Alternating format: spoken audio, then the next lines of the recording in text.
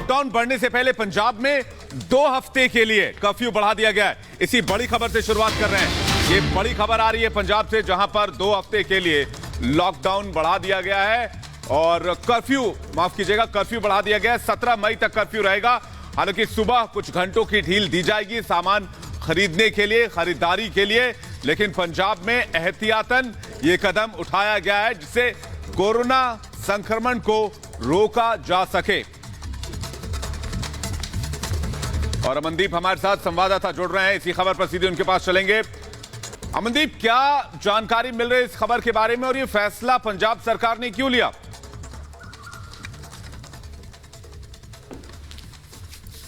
पंजाब सरकार की तरफ से एक स्टेट टास्क फोर्स बनाई गई थी जिसको ये जिम्मा दिया गया था कि आखिरकार जमीनी पद्धर पर जो भी चल रहा है कर्फ्यू के बाद पंजाब में कितना नुकसान हो रहा है और कितने केसेस बढ़ रहे हैं और कितनी आशंका है केसेस बढ़ने की, इस सारी की एक डिटेल रिपोर्ट तैयार की गई थी और कल वो रिपोर्ट जो है वो पंजाब के मुख्यमंत्री कैप्टन अमरिंदर सिंह को पेश की गई थी। इस स्टेट टास्क फोर्स में रिटायर्ड चीफ सेक्रेटरी भी थे, बड़े सीनियर IAS ऑफिसर भी थे रिटायर्ड, और सीनियर वकील भी थे, रिटायर्ड जज भी थे। उन सब ने मिलकर ये रिपोर्ट तैयार की थी और उसी रिपोर्ट पे आज फैसला लिया गया पंजाब के मुख्यमंत्री की तरफ से कि 2 हफ्ते 3 मई तक पहले कर्फ्यू था पंजाब में, लेकिन अब 3 मई से 2 हफ्ते और बढ़ा दिया गया है, यानी कि 17 मई तक पंजाब में कर्फ्यू रहेगा। लेकिन इसके साथ ही राहत की बात भी की है। सुबह 7 बजे से लेके 11 बजे तक जो दुकानें हैं वो खुली रह सकती हैं और ये दुकानें जो हैं वो MHA की गाइडलाइंस के मुताबिक ही खुली रहेंगी, यानी कि अर्बन एरियाज में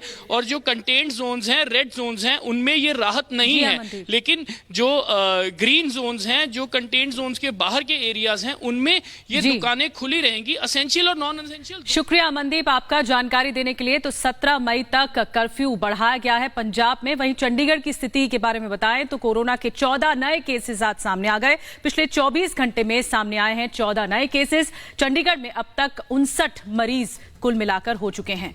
तो कोरोना अपडेट हम आपको अलग अलग शहरों से दे रहे हैं और चंडीगढ़ के हालात ऐसे हैं कि 14 नए केसेस, कोरोना संक्रमण के केसेस आ गए और 59 मरीज अब हो गए हैं कुल मिलाकर चंडीगढ़ में।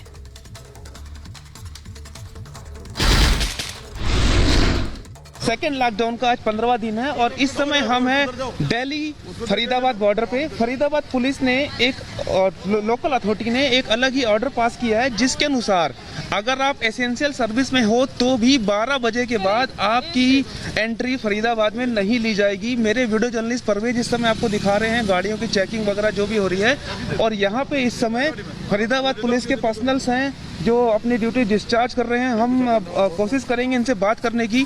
सर ये बताइए, 12 बजे के बाद चाहे एसेंशियल सर्विस हो उसकी जो एंट्री बंद कर दी है आप लोगों ने?